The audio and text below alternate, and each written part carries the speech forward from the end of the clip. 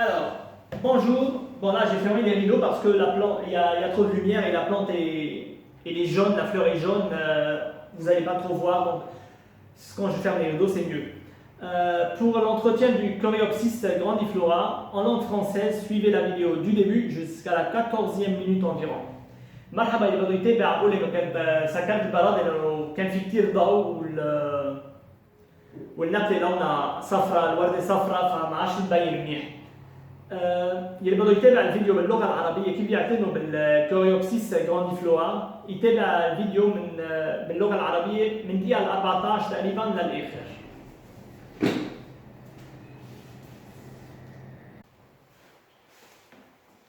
Alors, le Coreopsis grandiflora, le Coreopsis à grande fleur, ou on l'appelle aussi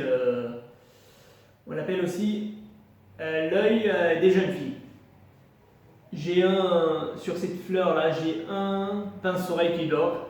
Bien sûr, je ne vais pas lui faire du mal. Il va rester ici, faire dodo. Voilà la plante.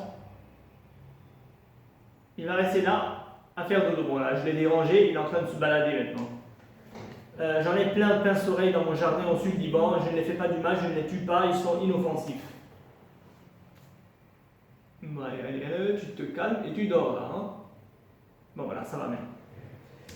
Bon là, j'ai juste noté des étapes pour ne pas oublier d'en parler d'une étape. On va commencer par l'origine. C'est une plante qui nous vient d'Amérique du Nord, donc on parle des États-Unis, un tout petit peu le Mexique, du Canada. C'est une plante qui nous vient d'Amérique du Nord. Je ne l'ai jamais acheté, je ne l'ai pas dans mon jardin. C'est la première fois que j'achète la plante, mais partout, il est planté partout au Liban. Hein. Même au sud Liban, il y a tous les maisons, on la plante chez eux. Donc pour l'adaptation, il n'y a pas de problème. Mais si je voulais faire la vidéo sur cette plante, bon, je voulais la plante, donc je vais la mettre dans mon jardin maintenant. Mais si je voulais faire la vidéo, c'est pour le but de la floraison. Je vais parler de la floraison. Ça, c'est après, je ne suis pas encore arrivé à la floraison. Voilà. Pour la rusticité, c'est une plante qui va être résistante à moins 10, moins 15, même voire moins 20 degrés. Bon, il y a plusieurs variétés, hein, mais c'est une plante qui est vraiment très résistante au froid. Donc, je pense qu'en Europe, on peut la planter partout. Et même au Liban, on laisse tomber moins 20 si elle va résister à moins 15 degrés. Oh, en Syrie, au Liban, en Palestine, elle va être plantée sans problème, puisque je suis au Liban, donc je parle de ma région. Voilà. Pour l'exposition, c'est de la famille des astères. Hein. C'est une variété d'astères. C'est de la même famille, donc c'est comme les Osteospermum, les astères. Qu'est-ce qu'on a aussi? On a quoi comme les astères? On a... Bon, j'ai oublié, mais c'est de la famille des astères. Donc, l'exposition, c'est le plein soleil. Si vous voulez avoir de belles fleurs, le plein soleil. Déjà, quand je l'ai acheté, elle était en plein soleil. Je l'ai acheté aujourd'hui, on est le 11 mai 2021. À la foire, j'ai fait une vidéo, j'ai fait plusieurs vidéos sur la foire. Chaque année, il y a une foire pour les fleuristes à Beyrouth. Je vais chaque jour, hein, parce qu'à chaque jour, on a des nouveautés. Donc, je vais chaque jour pour voir qu'est-ce qu'ils ont. C'est une foire qui va durer environ 15 ou 20 jours. Hein. J'en ai acheté plusieurs choses depuis qu'ils ont commencé il y a une semaine. Bon, on a parlé de l'exposition. Maintenant, pour la floraison, le but de la vidéo, c'était pour la floraison. Les spécialistes, les botanistes vont nous dire que la plante va fleurir en été et en automne. Non, elle va fleurir aussi au printemps. En été et en automne, c'est pour les régions froides. Donc, on va parler de l'Amérique du Nord ou de l'Europe. Parce que quand on va sur Internet, on a les vidéos qu'on voit sur Internet, c'est des vidéos qu'ils font à partir de leur propre pays. Mais il y a d'autres pays aussi dans le monde, il n'y a pas que l'Europe. Hein. Il n'y a pas que les pays européens. Pour ne pas dire que ouais, ils pensent que l'Europe c'est un pays, non, l'Europe c'est un continent. Voilà. Donc, selon les régions, si nous sommes dans une région où il fait vraiment froid, la plante, lui, elle va fleurir en été et en automne. Mais par contre, là, au Liban, le printemps, il fait chaud, il fait vraiment chaud au Liban, là, on est au printemps, et voilà, la plante a déjà fleuri. Donc non, la plante va fleurir au printemps, en été et en automne, selon les régions. Plus il fait froid, et plus la floraison sera tardive. Et plus il fait chaud, la floraison sera précoce. Voilà. C'était le but de la vidéo. Et ils n'étaient pas en serre. Hein. Ils n'étaient pas en serre. Donc, pour ne pas dire, ouais, mais c'est parce qu'ils sont protégés avec une serre qu'ils ont fleuri. Non, non, non, non, non. Maintenant, pour l'arrosage, comme les astères, comme les ostéospermums, puisque je n'ai pas la plante, donc je vais l'arroser, puisque c'est de la même famille, donc je vais l'arroser de la même manière. Moi, mes astères, en été, je les arrose une fois chaque 3 voire 4 jours, en été. Mais en hiver, je n'arrose pas parce qu'il pleut. De toute façon, la pluie va faire son devoir.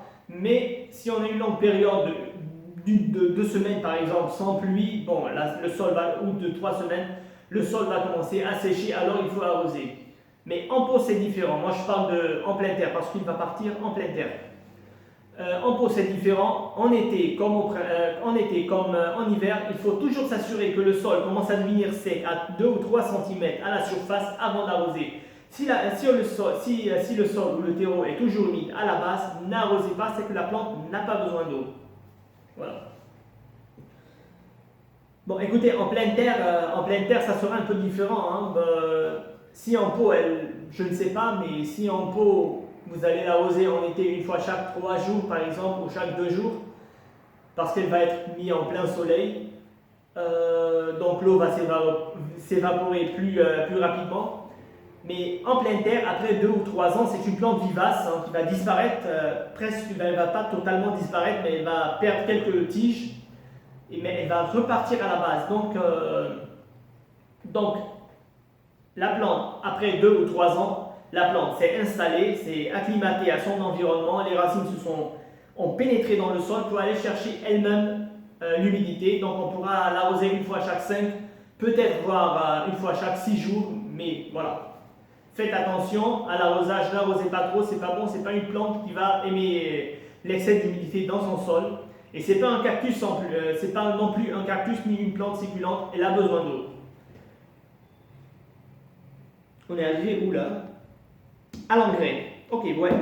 Bon, pour l'engrais, comme tous les astères, c'est une plante qui va fleurir, donc on va utiliser un engrais spécial plante fleurie. C'est de l'engrais liquide qu'on va mélanger avec de l'eau. Attention à la quantité, il faut lire ce qui est écrit pour savoir la quantité, pour ne pas trop mettre. On va lui donner de l'engrais au printemps, en été, et si vous voulez en automne, parce qu'il va faire des fleurs en automne, une fois par mois, une fois chaque 1 mois et demi, et ça va.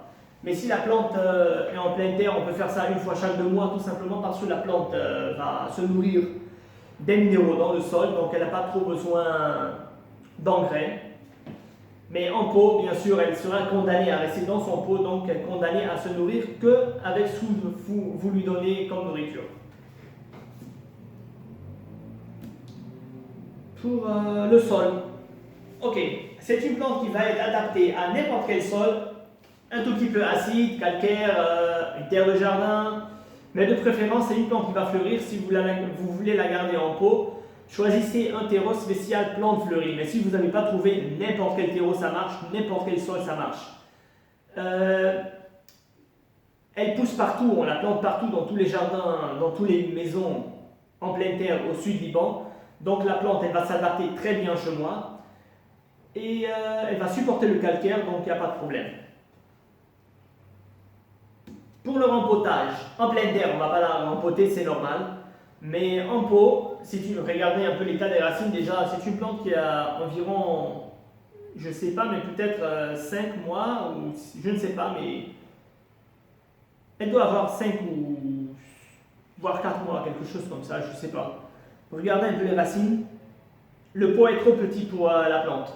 Donc pour le rempotage, une fois chaque 2 ou 3 ans, c'est une plante qui va grandir. On va agrandir le pot, on va la rempoter dans un pot un tout petit peu plus grand, avec du terreau spécial plante fleurie. Si vous n'avez pas trouvé n'importe quel terreau, n'importe quel sol, il n'y a pas de problème. Mais on ne rempote pas une plante en fleurs. Il faut toujours rempoter la plante avant la floraison ou alors après la floraison. Moi, je vais la rempoter ce samedi et en fleurs, tout simplement parce que je sais rempoter des plantes à fleurs. Parce que si vous ne savez pas manipuler les plantes, si vous rempotez mal une plante qui est en fleurs, elle va avoir un stress et pourra perdre sa floraison. Donc ne rempotez pas une plante en fleurs. Moi, je vais la faire parce que je sais manipuler les plantes. Ce que je vais faire, bien sûr, puisque les racines sont sorties du pot, moi je ne vais pas retirer pour ne pas briser les racines. Je vais tout simplement couper le pot en 4 morceaux et retirer tout simplement la plante avec tout le contenant et la mettre en pleine terre sans problème. Je fais toujours ça avec toutes les plantes fleuries. Ça marche, ça fonctionne, tout simplement parce que je sais manipuler. Pour la taille, on est arrivé à la taille, on a 2 sortes de tailles. La première taille, c'est à la sortie de l'hiver, donc au tout début du printemps, avant la végétation. On va rabattre au ras du sol pour nettoyer la plante complètement. On va laisser ce qui est vert, bien sûr, on ne va pas couper, mais tout ce qui est sec, tout ce qui est mort, tout ce qui est pourri, on va faire un grand nettoyage et on va laisser la plante redémarrer à nouveau pour nous donner des fleurs au printemps et en été, selon les régions, bien sûr. Et à la fin de l'été, on va faire, et ça c'est pas moi j'ai pas eu d'expérience sur la plante, mais il y a une émission, il y a une chaîne sur YouTube qu'on appelle, j'ai un peu oublié le nom, c'est Le pouvoir des plantes. Ce sont des Français, c'est Le pouvoir des plantes, je regarde beaucoup leurs vidéos, ils sont géniaux. Et ils ont fait une vidéo sur la plante à partir du printemps et jusqu'à l'automne.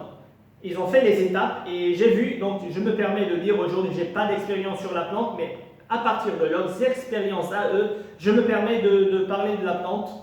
Ce qu'ils ont fait eux, à la fin de l'été, ils ont rabattu la plante à ras le sol pour obliger, parce que les fleurs ont fané, ils ont commencé à dépérir, la plante s'est épuisée, elle ne va pas fleurir en grande quantité en automne. Donc ce qu'ils ont fait eux, ils ont rabattu la plante au ras du sol à la fin de l'été pour obliger la plante de faire de nouvelles tiges et qui ont fleuri, et j'ai vu la vidéo et ils ont fleuri en automne. Donc ça c'est pour la deuxième taille, on va la faire à la fin de l'été, au ras du sol. Voilà. Bon, on est arrivé là, aux maladies insectes. Bon, c'est une plante qui ne va pas être attaquée par les insectes. Hein. Elle risque un peu d'être, si vous arrosez trop, d'avoir des maladies fongiques dans son sol qui va faire pourrir les racines. Mais les limites de la plante, on a les escargots et les limaces. Les escargots et les limaces, c'est simple, il ne faut pas utiliser du pesticide, il ne faut pas utiliser des produits chimiques. Il n'y a pas de plus facile pour faire éloigner les escargots ou les limaces de la plante. On va prendre de la cendre de bois ou alors du piment en poudre et mettre aux alentours de la plante. Les limaces ne vont pas aimer, donc ils ne vont pas approcher à la plante. La multiplication, on est arrivé à la multiplication, c'est une plante qui va être multipliée par semis, ou alors, si elle est en pleine terre, on ne va pas la faire. Moi si je l'ai installée après 3 ans, je ne vais pas venir faire ça, mais en pot, si vous voulez multiplier la plante en pot, après 2 ou 3 ans, on va faire une division de la touffe. Donc on va couper la touffe et on va mettre chaque morceau dans un pot ou en pleine terre, tout seul, pour que la plante fasse se développer, pour laisser la plante se développer à nouveau. Donc on va avoir plusieurs plantes à partir d'une seule touffe. Moi je ne vais pas la faire, moi je ne vais pas toucher à ma plante si elle est installée. Si j'ai envie d'avoir une autre plante, je vais l'acheter, je ne vais pas diviser la touffe.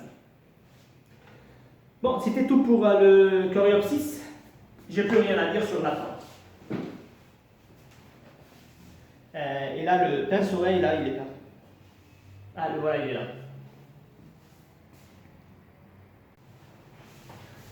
Ok, اليوم بدي احكي عن الكوريوبسيس. حفرجيكم الورد تاعولتها. كوريوبسيس grandiflora، يعني كوريوبسيس à grande fleur، يعني الورد تاعها كبيرة. بيسموها كمان œil des jeunes filles، يعني عين الصبايا. هلا في عدة أنواع، هيدي النوع منها. هلا أنا ما عندي منها، بس اشتريتها اليوم. نحن اليوم ب 11 ماي 2021، شهر 5. هلا أنا ما بحكي عن البلانت إذا ما عندي خبرة فيها، بس إذا ما صار عندي إكزامبل معي، يعني بس لانه اليوم اشتريتها ما كان عندي منها، بس في احكي عنها لانه اصلا بتنزرع وين ما كان بلبنان، بجنوب لبنان، فبالارض من ارض مثل ارضي لانه انا جنيتي بجنوب لبنان، ففي احكي عنها. واذا بدي احكي اليوم عنها البلانت بدي احكي، عملت الفيديو بس لاحكي عن الورده. اوكي هلا بدي احكي عن هلا هون كتبت بس الايتاب اللي بدي احكي عنهم مشان ما انسى احكي عن شيء، بدنا نبلش بالاوريجين الاصل. هي نبته اصلا من امريكا الشماليه، عم نحكي كندا، الولايات المتحده وشوي المكسيك. يعني نبته اصلا من امريكا الشماليه. روسيسيتي يعني تحمل للبرد، هيدي النبته فيكم تزرعوها بلبنان، بفلسطين، بسوريا، بالمنطقه هون ببلاد الشام، لانه انا عم بحكي عن المنطقه اللي انا عايش فيها لانه عايش بلبنان. فيكم تزرعوها وين ما كان، ما في ولا اي مشكله بالنسبه للحراره، لانه هيدي نبته تتحمل برد بين حسب الانواع، بين ناقص 10 تحت الصفر، 15 تحت الصفر، و20 حتى تحت الصفر. فهيدي بالنسبه للحراره انسوا، ما تاكلوا هم، زرعوها ومطرح ما بدكم. باي منطقه بلبنان فيكم تزرعوها، وحتى اذا كنتوا باوروبا فيكم تزرعوها، لانه هيدي بتطلع بامريكا، ويعني عم نحكي عن امريكا الشماليه، يعني ما في ولا مشكله. فالنبته حتتحمل وما حتموت. اكسبوزيسيون، مطرح ما لازم نزرعها للنبته. هيدي نبته مثل الاستير، هي نوع من الاستير، عم نحكي عن مثل الاوستيوسبيرموم، الاستير، شو عندنا بعد الاستير؟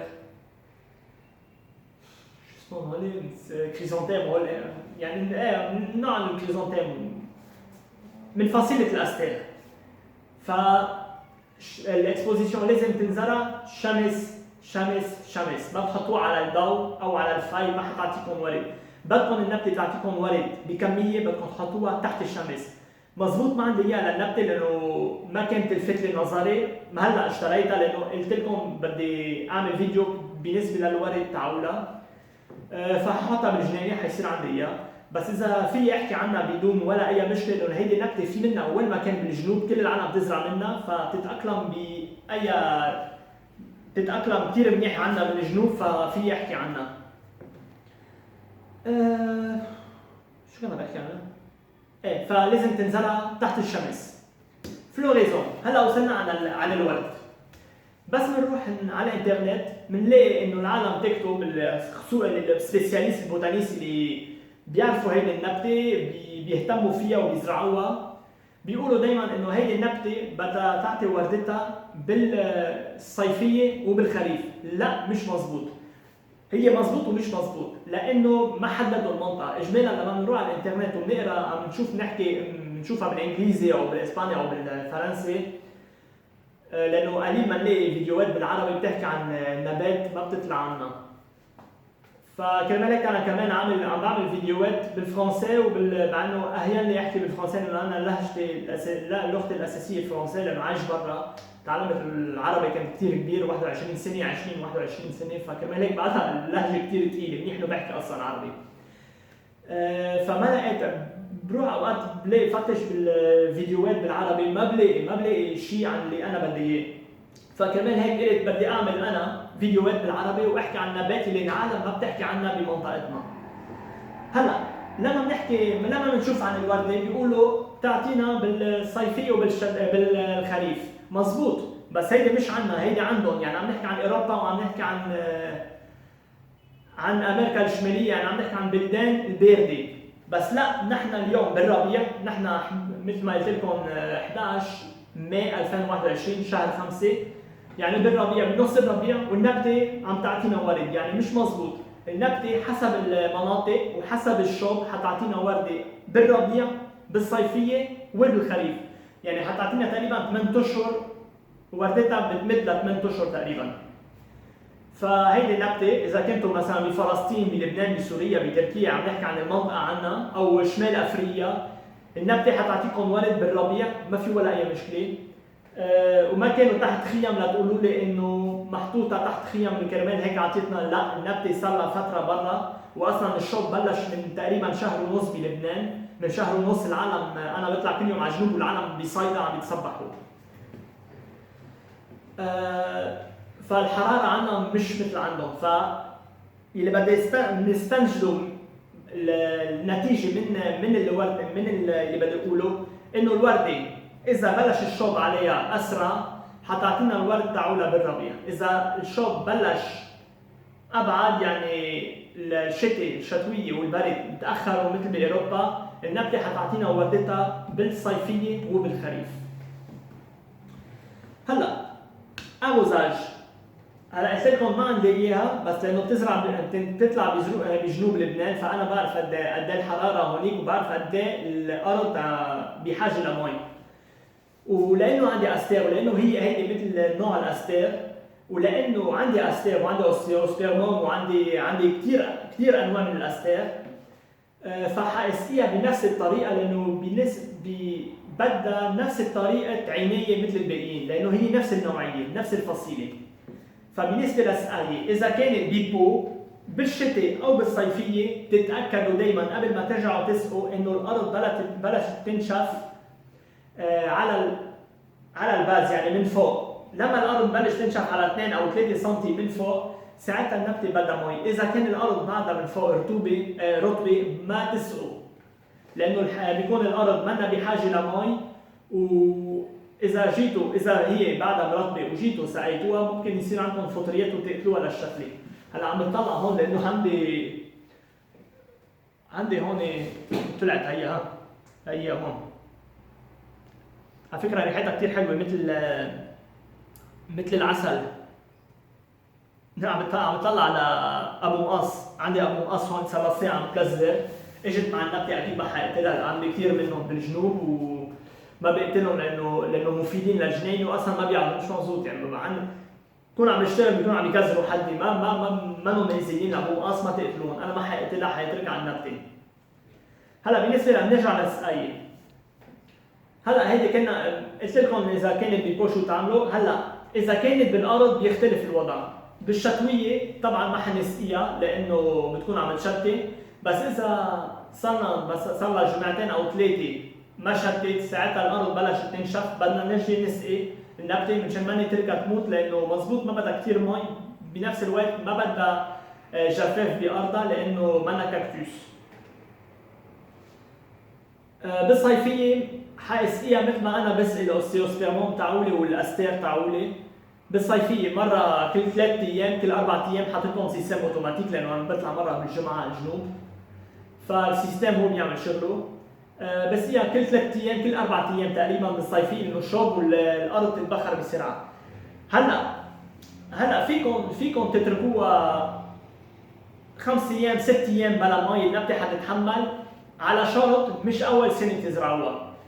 من بعد 2 3 النبته حتكبر، النبته حتعمل الشروش تاعولها حيغرزوا بالارض فحتصير تتكل هي على نفسها فما عادش بحاجه ل3 ايام كل 3 ايام مي ممكن تسقوها مره كل 5 ايام. بس اول ما تزرعوها اول سنه لا اسقوا كل 3 ايام لانه النبته الشروش تاعولها بعدها محصورين بمحل البو بعد ما مشيت بالارض لتتكل على نفسها وتروح تفتش فيها على رطوبه بالارض. وين وصلنا؟ غزاج انغري. السماد هيدي نبته حتعطينا ورد فالسماد اللي لازم نستعملها هي انغري سبيسيال بلانت فلوري يعني انغري خصوصي للورد بيجي سائل بيخلطوه مع مي. طبعا ما تكتروا اقروا شو مكتوب او اسالوا الزلمه البياع اللي عم يبيعكم قد ايه الكميه اللي لازم تحطوها. بالربيع وبالصيفيه فيكم اذا بدكم بالخريف لانه حتعطينا كمان ورد بالخريف. شو نقول؟ ايه بالنسبه بالربيع او بالصيفيه او بالخريف فيكم تحطوها كمان بالخريف مره كل شهر او كل شهر ونص. هلا اذا كان بيبو بس اذا كان بقلب الارض ما في مجال ما في لزوم تحطوا كل شهر. اذا بدكم تحطوا مره كل شهرين لانه اصلا النبته حيوصل لها غذاء من الارض من المي من الحشرات من الارض بطبيعتها فيها غذاء فمره كل شهرين بالارض ما في ولا اي مشكله. بس بيبو بتكونوا حكمتوا عليها النبته محكوم عليها انها تضلها بس بالبو يعني ما فيها تروح تفتش هي على الغذاء حتاكل بس حتستعمل بس الغذاء اللي انتم عم تحطوها، يعني اذا ما حطيتوا غذاء النبته حتاكل كل الغذاء، حتشيل كل السماد وكل الغذاء اللي بالارض، اخر شيء حتضعف. فلازم تحطوا مره بالشهر او مره كل شهر ونص اذا كان الديبو. بالارض مثل ما قلت لكم شهرين، اذا بدكم شهرين ونص كمان ما في اي مشكله.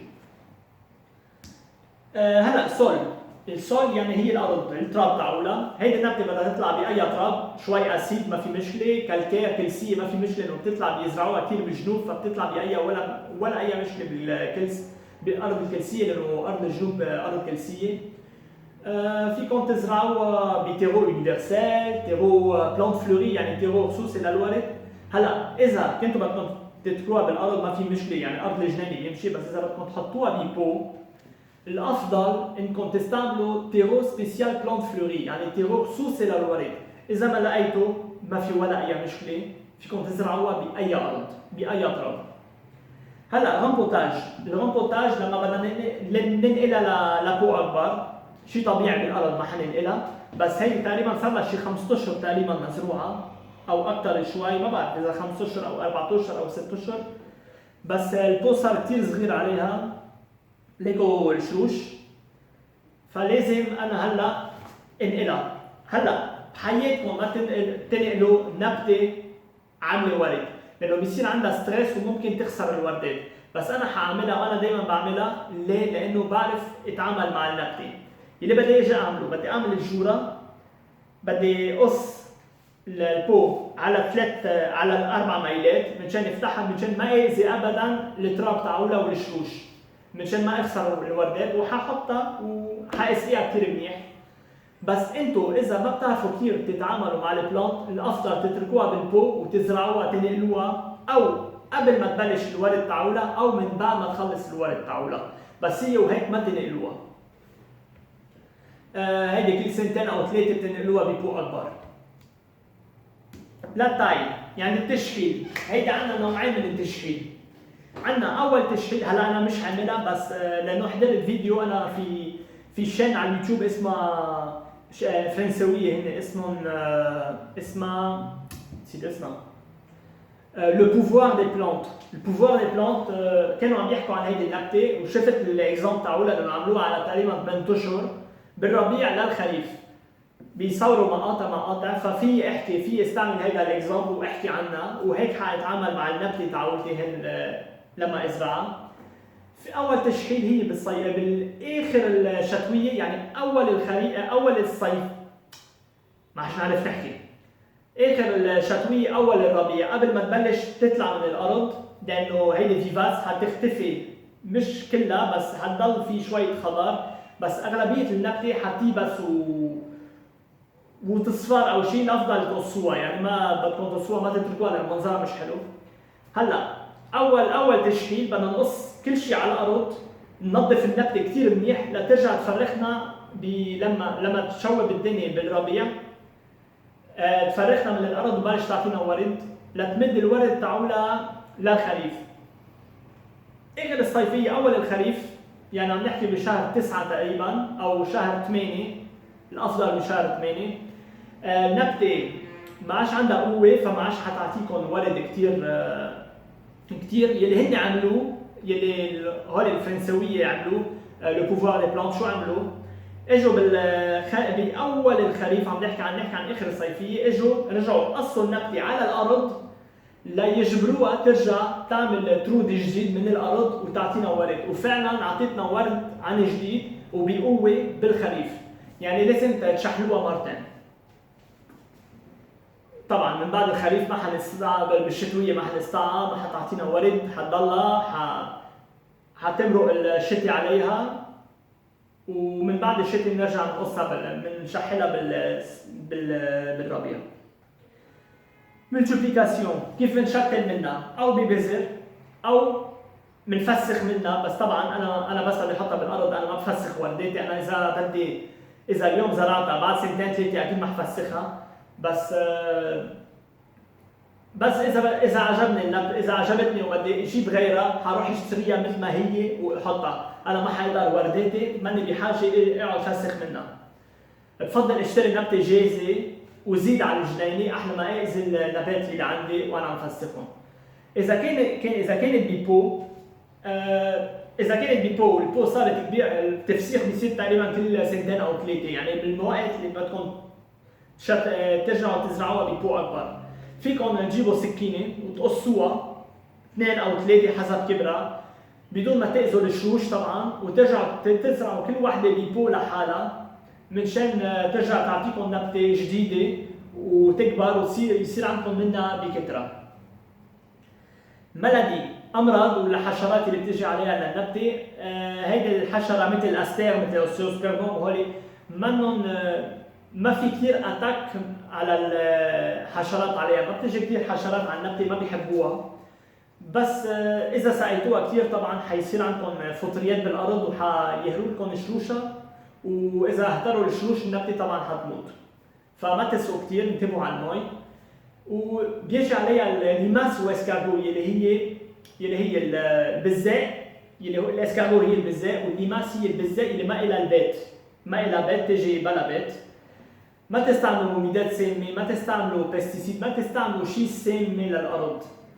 فيكم تتبعدوا البزاق عنا للنبته بطريقه بيو اكثر ومنا مسمي للارض ومنا مسمي لكم. بتجيبوا رماد الخشب او حار بودره بترشوا حول النبته، مثلا زرعت انا النبته هون بجي برش حول النبته او حار بودره او رماد الخشب.